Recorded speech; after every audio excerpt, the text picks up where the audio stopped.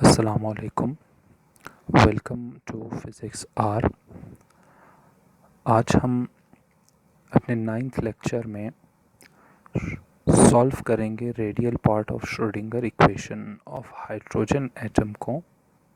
ये second part है इस सॉल्यूशन का। इसका फर्स्ट पार्ट ऑलरेडी इस चैनल पे अपलोड हो चुका है, जिसकी लिंक डिस्क्रिप्शन में दी जाएगी। हम सेकंड पार्ट ऑफ सॉल्यूशन की तरफ आते हैं। आपको याद होगा कि पिछले लेक्चर में हमने जो फाइनल इक्वेशन डिराइव किया था वो आपके सामने मौजूद है। D by D R R square D capital R by D small R is equal to D by D rho R rho square D capital R by D rho. आपने इसे mark किया था इक्वेशन नंबर 7। फर्स्ट लेक्चर को अगर आप देखें तो आपको मैंने बताया था कि आप अपनी नोटबुक में नोट डाउन कीजिए कि आपको इक्वेशन ए में लेफ़्ट हैंड साइड में मौजूद इस टर्म की वैल्यू आपको चाहिए थी, जो वैल्यू आप फाइंड कर चुके हो, जो ये आपके सामने इक्वेशन नंबर 7 में है। अब आपने इस इक्वेशन नंबर 7 को रिप्लेस करना है। आप सब्स्टिट्यूट करेंगे इस वैल्यू को इन इक्वेशन नंबर ए। वो इक्वेशन नंबर ए हम दोबारा आपको इस स्लाइड में शो कर रहे हैं। वो कुछ यूँ है। 1 by r square del by del r square D capital R by D small r plus square bracket में है 2m e by h bar square plus 2m E square by 4 pi epsilon not r h bar square minus l into L plus 1 by are square into capital R is equal to 0। ये आपका first equation था, main equation जो marked है equation number A. इस equation number A में हम आप left hand side पे देख सकते हो ये जो डेल बाय डेल आर है r square D capital R by d small r. आप इसकी वैल्यू पुट करेंगे, ये आपके सामने इक्वेशन 7। और हम आर की भी वैल्यू पुट करेंगे। आर की वैल्यू भी आपको प्रीवियस लेक्चर में समझाया गया था। उस आर की वैल्यू को हम दोबारा यहाँ पे मेंशन करेंगे। R is equal to rho by 2 beta. ये इक्वेशन नंबर 2 था फर्स्ट पार्ट ऑफ सॉल्यूशन में। अब आप इस आर की वैल्यू को यहाँ पुट करेंगे, यहाँ पुट कर सकते हो और यहाँ पुट करेंगे, जबकि इस पोर्शन की वैल्यू ये इक्वेशन 7 है आपके सामने। हम ये दोनों वैल्यूज इस इक्वेशन नंबर ए में रिप्लेस करेंगे। तो putting values of r from equation number 2 and d by dr r square d capital R by d small r from equation number 7 in equation number a हम replace कर लेते हैं। तो replacement से ये आपके सामने 1 by rho by 2 beta square r की वैल्यू पुट किया मैंने, d by D rho square D capital R by D rho इस पोर्शन की वैल्यू है, प्लस ये पूरी portion first term plus 2m E square by 4 pi epsilon naught. ये R value दोबारा हम रिप्लेस करें rho by 2 beta H bar square L into L plus 1 by are square. ये आर की वैल्यू मैं पुट कर रहा हूँ यहाँ rho by 2 beta square into capital R equal to 0। तो वैल्यूज़ आप पुट कर चुके हो। अब इन वैल्यूज़ को पुट करने के बाद जो सिंप्लीफिकेशन पॉसिबल है हम वो सिंप्लीफिकेशन परफॉर्म करेंगे। लाइक 2 बीटा इसके स्क्वायर 4 बीटा के स्क्वायर 4 बीटा स्क्वायर के इक्वल है। हम इसे यहाँ न्यूमिनेटर में लेके आ सकते हैं, यहाँ 1 की जगह। अब इसे यहाँ रिप्लेस करेंगे। Divided by rho square. यहाँ देख सकते हैं आप, ये 2 इस 4 के साथ कैंसिल होगा, 2 रिमेनिंग होगा, और रिमेनिंग 2 इस 2 से कैंसिल आप करेंगे, और यहाँ भी आप स्क्वायर अप्लाई करेंगे। 4 बीटा स्क्वायर को आप न्यूमरेटर में लाएंगे, l इंटू एल प्लस 1 से मल्टीप्लाई करेंगे। तो ये स्टेप कर लेते हैं। 4 beta square by rho square plus into del by del rho square D capital R by d rho plus square bracket में 2m e by h bar square plus beta m e square by pi epsilon not rho h bar square minus l into L plus 1 4 beta square by rho square into capital R equal to 0। तो आपने इस step को further simplify करना है। आप इस equation को divide करेंगे 4 बीटा स्क्वायर से। तो हम डिवाइड कर लेते हैं। ये पोर्शन जो आपको नज़र आ रहा है, इसकी भी वैल्यू आप जानते हो। इसकी वैल्यू हम ऑलरेडी आपको बता चुके हैं, ये बीटा स्क्वायर के इक्वल है। फर्स्ट लेक्चर में आपको बिल्कुल स्टार्ट ऑफ द वीडियो में आपको बताया था। तो जो सर्कल्ड पोर्शन है, ये जो सर्कल्ड हाईलाइटेड टर्म है, ये बीटा स्क्वायर के इक्वल है। तो पुट कर लेते हैं इसकी जगह बीटा। ये पूरी टर्म माइनस बीटा स्क्वायर के इक्वल है। तो इसकी वैल्यू रिप्लेस कर लेते हैं। 4 beta square by rho square d by D rho into rho square D capital R by D rho plus square bracket minus beta square plus beta m e square by pi epsilon not rho h bar square minus l into L plus 1 4 beta square by rho square into are is equal to 0। तो आपने value replace कर लिया। अब हम इस पूरी equation को 4 beta square से डिवाइड करेंगे।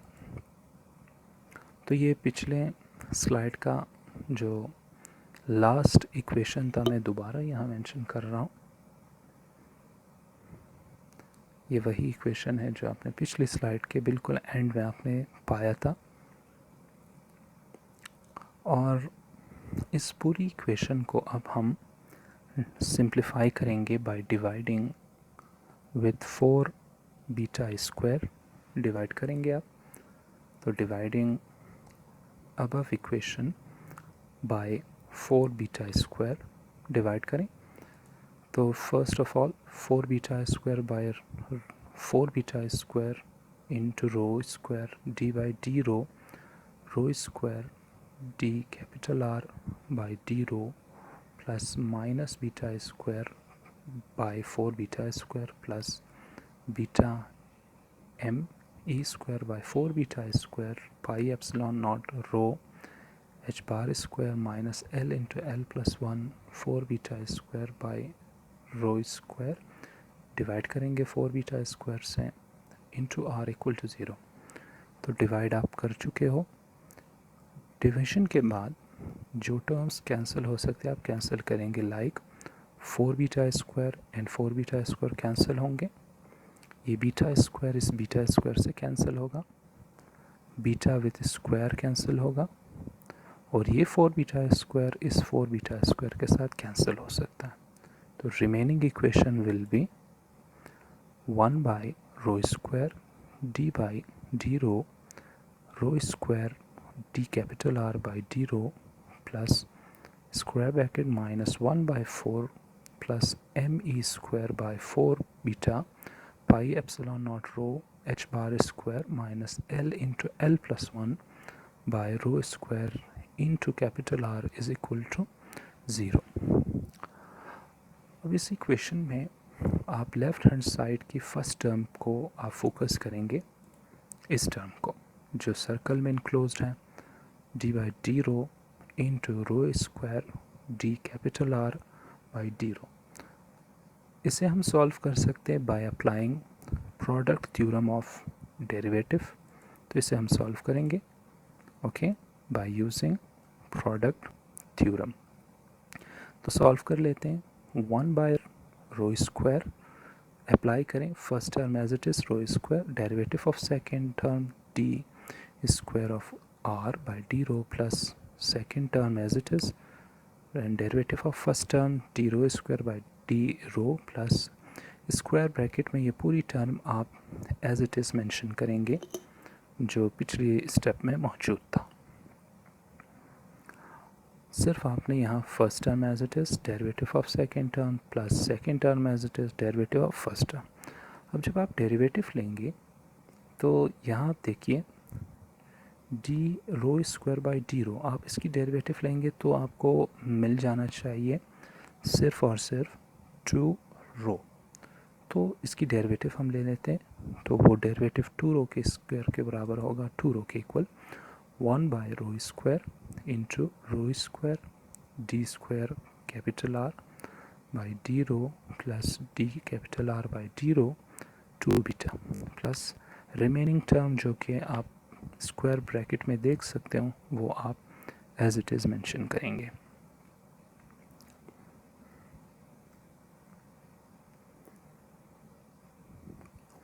नाउ डेरिवेटिव लेने के बाद आप इस स्टेप को मल्टीप्लाई करेंगे। जो फर्स्ट टर्म है 1 बाई रो स्क्वायर, आप इसे ब्रैकेट के अंदर दोनों टर्म्स के साथ मल्टीप्लाई करेंगे। तो रीअरेंज मल्टीप्लाई करें, 1 by rho square multiplied with rho square d square capital R by D rho plus 1 by rho square D capital R by D rho into 2 rho plus remaining term आप as it is आप रखेंगे। अब हम next slide में इसी step को copy करेंगे और जो सिंप्लीफिकेशन पॉसिबल है वो सिंप्लीफिकेशन हम परफॉर्म करेंगे। लाइक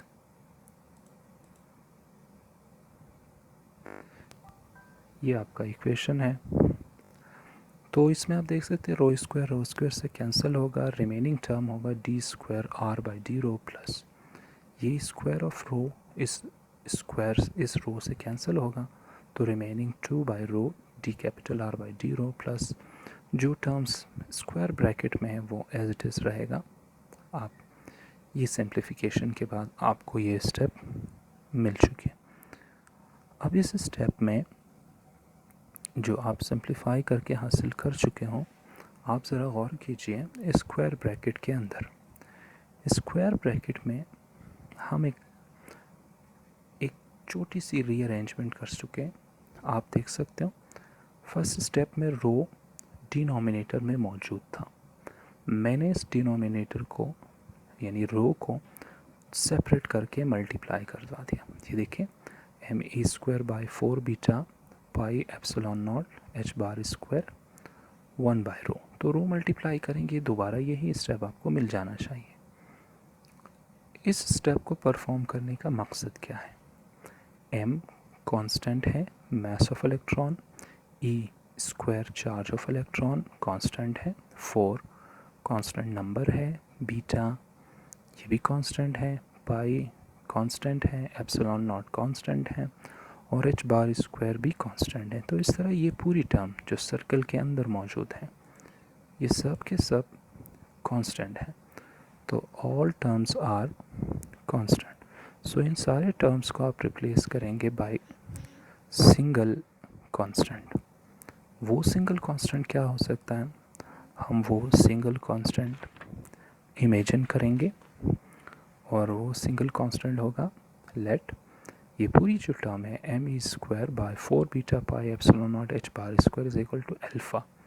तो अल्फ़ा इज़ अ कांस्टेंट, आप यहाँ पुट करें तो d square R by D rho plus 2 by rho d capital R by D rho plus minus 1 by 4 plus alpha by rho, alpha into 1 by rho minus l into L plus 1 rho square R is equal to 0।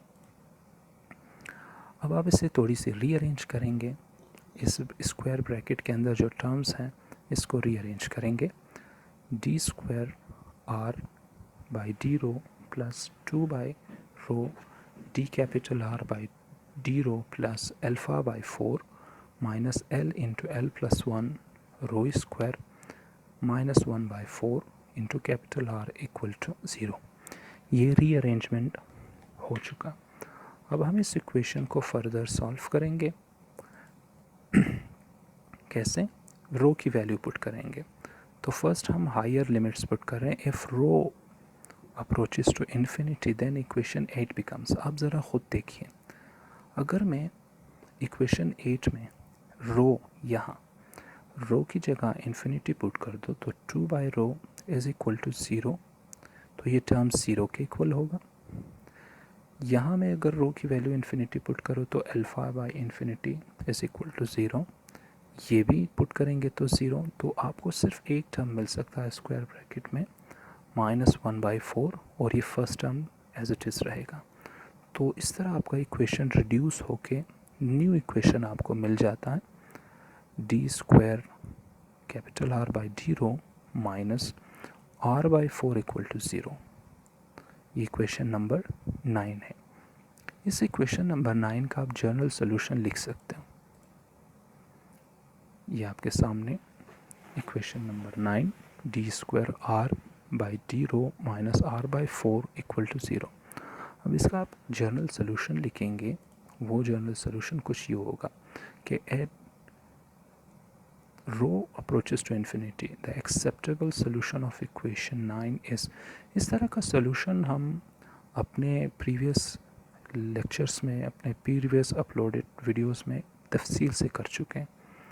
तो हम directly इसके general solution को लिख लेते हैं। R which is function of rho is equal to a constant into exponential of minus rho by 2। तो ये एक एक्सेप्टेबल सोल्यूशन है। अब अगर हम दोबारा इक्वेशन नंबर 8 की तरफ जाएंगे तो इक्वेशन नंबर 8 का एक एक्सेप्टेबल सोल्यूशन आप हासिल कर सकते हो सिमिलर इसी मेथड से। तो on the basis of above solution, the solution of equation number 8 becomes, कुछ ये होगा r which is function of rho is equal to a exponential of minus rho by 2 f of rho। ये एक new function है f of rho, आप इसे नाम देंगे इक्वेशन नंबर 10। अब हमारा जो next part of the video होगा, यानी third and final part of solution, उसमें हम इक्वेशन नंबर 10 को फर्दर सॉल्व करेंगे और इक्वेशन नंबर 10 को सॉल्व करके हम एनर्जी ऑफ इलेक्ट्रॉन्स तक पहुंचने की कोशिश करेंगे। Till then stay tuned and अल्लाह हाफिज़।